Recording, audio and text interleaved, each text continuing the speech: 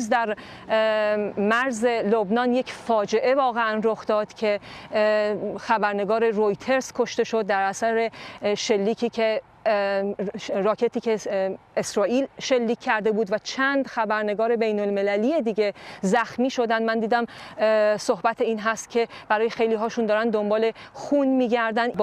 بارها بخشی از غزه مورد حمله هوایی قرار گرفت. پرواز جت ها رو مدام میشنویم بالای سرمون. تصاویر بسیار دردناکی از داخل غزه داره منتشر میشه. یک انفجار دیگه هم رخ داد که الان یعنی یک بمباران دیگه ای.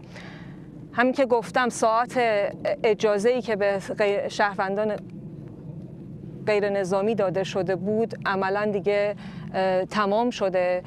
هرچند گفته بودن که فقط اون دو مسیری رو که توی نقشه مشخص کرده بودن امن خواهد بود، اما کسانی که در داخل هستن به من میگفتن که هیچ تضمینی برای امن بودن اون راه ها هم وجود نداره. یک وضعیت خیلی بغرنجیه.